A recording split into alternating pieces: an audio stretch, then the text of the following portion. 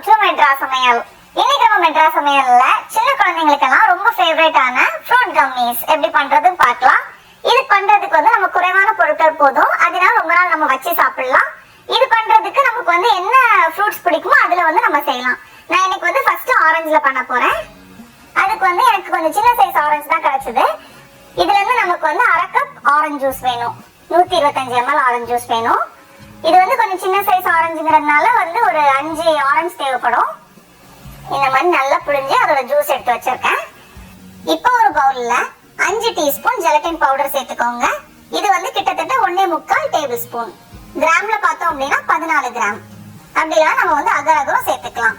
இது கூடவே நம்ம ரெடி பண்ணி வச்சிருக்கோம்ல ஆரஞ்சு ஜூஸ், அதுல இருந்து அரை கப் ஆரஞ்சு ஜூஸ் நமக்கு வேணும். இப்போ நம்ம இதை வடிகட்டி வச்சிடலாம். அப்ப இன்னும் நல்லா ஸ்மூத்தா இருக்கும். அது பாக்குறதுக்கு அந்த ஜெல்லி பாக்குறதுக்கு இன்னும் நல்லா ஸ்மூத்தா இருக்கும். சேர்த்துட்டு இதை கலந்து வச்சிடலாம். இது ஒரு 10 நிமிஷம் அப்படியே இருக்கட்டும். இப்ப அடுத்தது நம்ம சர்க்கரை பாகு தயார் பண்ணணும். அதுக்கு நமக்கு 1.5 கப் சர்க்கரை வேணும்.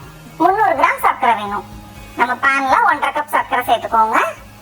கூடவே 3/4 கப் போல தண்ணி, சர்க்கரை கரைஞ்சி மூழ்கிற அளவுக்கு தண்ணி சேர்த்துட்டு சர்க்கரை கரைஞ்சி நல்லா கொதிக்கட்டும். ரொம்ப கலந்து விட தேவையில்ல, லைட்டா கலந்தா போதும். ஏன்னா இந்த ஓரங்கள்ல ஒட்டிச்சு அப்படின்னா ஒரு மாதிரி கிறிஸ்டலைஸ் ஆகிரும், கட்டி கட்டுற மாதிரி இருக்கும். இத பார்த்தோம் அப்படின்னா ஒரு 2-3 நிமிஷம் கொதிச்சிட்டு இருக்கு. இதுல இருந்து கொஞ்சமா எடுத்து நம்ம பக்கத்துல ஒரு பவுல்ல தண்ணி வச்சிருக்கேன். அதை நம்ம சேர்த்துட்டு பார்க்கும்போது கையில எடுக்க வரணும். இது பார்த்தோம் அப்படின்னா கையில எடுக்க வரல, அப்படியே தண்ணியிலே கரைஞ்சு போயிருது. இன்னும் ஒரு 1ல இருந்து 2 நிமிஷத்துல ரெடி ஆகிரும். இப்போ இது கொஞ்சமா எடுத்து நம்ம தண்ணியில விட்டு செக் பண்ணும்போது பாருங்க கரையாம கையில எடுக்க வருது. அப்படி நம்ம ஒரு சின்ன பால் மாதிரி நம்மளால ஷேப் பண்ண முடியுது. பாருங்க, இதோட ரொம்ப ஹார்ட் ஆக தேவையில்ல, இந்த ஸ்டேஜ் போதும். இந்த மாதிரி சாஃப்ட் பாலா வருது. இப்ப இந்த ஸ்டேஜ் வந்ததும் ஸ்டவ் சிம்ல வச்சுக்கோங்க.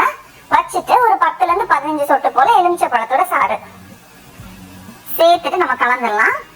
இப்ப நம்மளோட ஜெலட்டின் நல்லா செட் ஆகியிருக்கும். பார்க்கவே நமக்கு தெரியும், இந்த மாதிரி நல்லா ப்ளூம் ஆகியிருக்கும். இப்ப இதை நம்ம உள்ள சேர்க்கணும். ஸ்டவ் சிம்ல தான் வச்சிருக்கேன். இப்ப இதை நம்ம உள்ள சேர்த்துட்டு கலந்து விடணும். 1 நிமிஷம் போல இருந்தா போதும். எல்லாமே சேர்ந்து நல்லா கரைஞ்சு வரும். எந்தவித கட்டியும் இல்லாம நல்லா ஸ்மூத்தா அழகா வரும். இப்ப நம்ம ஸ்டவ் ஆஃப் பண்ணிட்டு பக்கத்துல ஒரு பாத்திரத்துல கொஞ்சம் நிறைய எண்ணெய் தடவி வச்சிருக்கேன். அப்பதான் நம்மளால எடுக்க முடியும் வெளியே. சேர்த்துட்டு இது ஃப்ரிட்ஜ்ல வைக்கிறதுனா வச்சுக்கலாம், வெளியே வச்சோம்னா இன்னும் கொஞ்சம் டைம் ஆகும். ஃப்ரிட்ஜ்ல வைக்கிறதுனா ஒரு 5 மணி நேரம் கிட்ட ஆகும். ஏன்னா அது ஃபுல்லா நல்லா ட்ரை ஆகி செட் ஆனதுக்கு அப்புறம் நம்ம கட் பண்ணும்போது தான் நமக்கு ஈஸியா இருக்கும். வெளியே வைக்கிறதுனால நம்ம வெளியே வச்சுக்கலாம், இன்னும் கொஞ்சம் கூட டைம் ஆகும். இந்த சர்க்கரை பாகு நம்ம ரெடி பண்றோம்ல, அது பொறுத்துதான் கம்மியோட டெக்ஸ்சர் இருக்கும். நம்ம ரொம்ப அந்த சாஃப்ட் பால் அந்த கையில எடுக்கிற ஸ்டேஜ்க்கு முன்னாடியே நம்ம ஜெலட்டின் சேர்த்துட்டோம் அப்படின்னா கொஞ்சம் ஜெல்லி மாதிரி கொஞ்சம் சாஃப்டா இருக்கும். அதனால கையில எடுக்கிற அந்த பதம் வந்ததுக்கு அப்புறமா நம்ம ஜெலட்டின் சேர்த்து மிக்ஸ் பண்ணும்போது இன்னும் கொஞ்சம் திக்கா நல்ல ஒரு கம்மி மாதிரி ஸ்ட்ரெச்சபிள் கம்மி மாதிரி இருக்கும். அதனால நமக்கு எந்த ஸ்டேஜ் பிடிக்குமோ, சாஃப்டா வேணும்னா கொஞ்சம் முன்னாடி எடுத்துக்கலாம், ஹார்டா வேணும்னா கொஞ்சம் லேட்டா கூட எடுத்துக்கலாம். இப்போ அடுத்தது நம்ம கிரேப்ஸ் வச்சு ஜெல்லி எப்படி பண்றதுன்னு பார்க்கலாம். அதுக்கும் அதே மாதிரி தான் 5 டீஸ்பூன் ஜெலட்டின் பவுடர் சேர்த்துக்கோங்க. இது கிட்டத்தட்ட 1.25 டேபிள் ஸ்பூன். கூடவே அரை கப் கிரேப் ஜூஸ் எடுத்துருக்கேன். நமக்கு மாம்பழம் சீசன் இருந்துச்சுன்னா மாம்பழம் ஜூஸ் சேர்த்துக்கலாம், பைனாப்பிள் அந்த மாதிரி எது நமக்கு பிடிக்குமோ அதை சேர்த்துக்கலாம். அப்படிலாம் நம்ம 1 டேபிள் ஸ்பூன் எலுமிச்சை பழம் ஜூஸும் சேர்த்து பண்ணா அதுவும் நல்லா இருக்கும். இது ஒரு 10 நிமிஷம் இருக்கட்டும். இப்ப அதே மாதிரி தான் ஒரு பேன்ல 1.5 கப் சர்க்கரை சேர்த்துக்கோங்க. இது 300 கிராம். கூடவே 3/4 கப் போல தண்ணி சேர்த்துட்டு இந்த சர்க்கரை கரைஞ்சு நமக்கு அந்த சாஃப்ட் பால் ஸ்டேஜ் வரணும். இப்ப இதுல செக் பண்றதுக்காக கொஞ்சமா எடுத்து அந்த தண்ணியில சேர்க்கும் போது பாருங்க கையில் எடுக்க வருது, ஒரு சாஃப்டான பந்து மாதிரி வருது. இப்போ ஸ்டவ் சிம்ல வச்சுட்டு ஒரு 10 சொட்டு போல எலுமிச்சை பழத்தோட சாறு சேர்த்துக்கோங்க.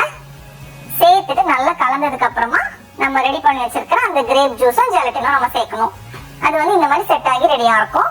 இப்போ இதை உள்ள சேர்த்துட்டு ஸ்டவ் சிம்ல வச்சுட்டு நம்ம நல்லா கலந்து விடணும். அது கரைஞ்சி எந்த வித கட்டியும் இல்லாம எல்லாம் ஸ்மூத்தா வரணும். இப்ப பாருங்க இந்த மாதிரி நல்லா ஸ்மூத்தா வந்திருக்கு. இப்ப இந்த ஸ்டேஜ்ல நம்ம ஸ்டவ் ஆஃப் பண்ணிட்டு இதை பக்கத்துல அதே மாதிரி ஒரு பவுல்ல எண்ணெய் தடவி வச்சிருக்கேன், அது உள்ள சேர்த்துடலாம். ரெண்டுமே நல்லா ஆறி செட் ஆகட்டும். இப்போ நம்மளோட ஜெல்லி எல்லாம் நல்லா செட் ஆகி ரெடியா இருக்கு. இப்போ அதோட ஓரத்தை கத்தி வச்சு நம்ம கட் பண்ணிடலாம். கட் பண்ணிட்டு அப்படி எடுக்கும்போது கொஞ்சம் ஹார்டா தான் இருக்கும். அதனால கீழே நம்ம கொஞ்சம் எண்ணெய் தடவி இருக்கும். எண்ணெய் சேர்க்கல அப்படின்னா எடுக்கிறதுக்கு ரொம்ப கஷ்டமா இருக்கும். இந்த மாதிரி எடுத்துட்டு கீழே கொஞ்சம் சர்க்கரை சேர்த்துக்கோங்க. அப்போ ஒட்டாம நமக்கு பீஸ் போட முடியும். கீழே மேலேயும் கொஞ்சம் சர்க்கரை சேர்த்துட்டு கத்தி வச்சு நம்ம கட் பண்ணிட்டா போதும். நமக்கு வந்து என்ன சைஸ்க்கு வேணுமோ அது மாதிரி நம்ம கட் பண்ணிக்கலாம். ரொம்ப பெருசா வேண்டாம், கொஞ்சம் சின்ன சைஸ்ல இருந்துச்சுன்னா குழந்தைங்களுக்கு எடுத்து சாப்பிடுறதுக்கு ஈஸியா இருக்கும். நான் வந்து இந்த மாதிரி சைஸ் தான் கட் பண்ணியிருக்கேன். இப்போ இன்னொரு பிளேட்ல ஒரு 3 டேபிள் ஸ்பூன் போல சர்க்கரை வச்சிருக்கேன். அதுல வந்து அப்படியே நம்ம வந்து நல்லா கோட் பண்ணி எடுத்துடணும். அப்போ வந்து கையில ஒட்டாது, ரொம்ப அழகா இருக்கும். கையில ஒட்டாம நல்லா ஸ்மூத்தா இருக்கும். பாருங்க, அது பாக்குறதுக்கே அவ்வளவு அழகா இருக்கு. நம்ம செஞ்சு முடிச்சதும் அப்படியே காலி ஆயிரும். இதுல வந்து நம்ம கலர் எக்ஸ்ட்ரா எதுவுமே சேர்க்கல, இருந்தாலுமே அந்த கலர் பாருங்க அவ்வளவு பிரைட்டா ரொம்ப அழகா இருக்கும். இப்ப அதே மாதிரிதான் கிரேப்ஸும் வந்து கரெக்டா செட் ஆகி ரெடியா இருக்கு. இந்த மாதிரி குட்டி குட்டி பீசஸா கட் பண்ணதுக்கு அப்புறமா இத வந்து மறுபடியும் சர்க்கரை எல்லாம் வந்து நம்ம கோட் பண்ணி எடுக்கணும். பாருங்க எவ்வளவு அழகா இருக்குன்னு. நம்ம ரெட் கலருக்கு வந்து மாதுளப்பழ ஜூஸ் கூட சேர்த்துக்கலாம். நான் வந்து மாதுளப்பழ ஜூஸ் சேர்க்கல, சும்மா கலர் மட்டும் கொஞ்சம் சேர்த்திருக்கேன். பாதி பேட்ச் பண்ணிருக்கேன். 1 டேபிள் ஸ்பூன் ஜெலட்டின் வச்சு பண்ணேன். இதை நம்ம வந்து ஜூஸ் இல்லாம பிளெயினா பண்ணும்போது வேற ஏதாச்சும் எசன்ஸ் சேர்த்துக்கோங்க, அப்பதான் வந்து நல்லா இருக்கும். கிரீன் கலர்ல நான் வந்து பாதி தான் பண்ணேன். 1 டேபிள் ஸ்பூன் ஜெலட்டின் வச்சு பண்ணேன். இப்ப பாருங்க, அந்த ட்ரே பாக்குறதுக்கே அவ்வளவு கலர்ஃபுல்லா அவ்வளவு சூப்பரா இருக்கு. இது வந்து நம்ம ஃப்ரெண்ட்ஸ்க்கு கிஃப்ட் பண்றதுக்கு எல்லாத்துக்குமே ரொம்ப நல்லா இருக்கும். குட்டி குட்டி பிளாஸ்டிக் கவர்ல போட்டு நம்ம வச்சுக்கலாம். சடா, நம்மளோட சூப்பரான ஃப்ரூட் கம்மிஸ்லாம் ரெடியா இருக்கு. அது பார்க்கவே இவ்வளவு அழகா இருக்கு பாருங்க. இப்ப நம்ம டேஸ்ட் பண்ணி பார்க்கலாமா? ரொம்ப ரொம்ப நல்லா இருக்கு. நீங்களும் கண்டிப்பா இந்த ரெசிபியை வீட்டுல செஞ்சு பாருங்க. உங்களுக்கு இந்த வீடியோ பிடிச்சிருந்துச்சுன்னா மெட்ராஸ் சமையலுக்கு சப்ஸ்கிரைப் பண்ணுங்க. நான் சுவையரம்புகள் மலரட்டும்.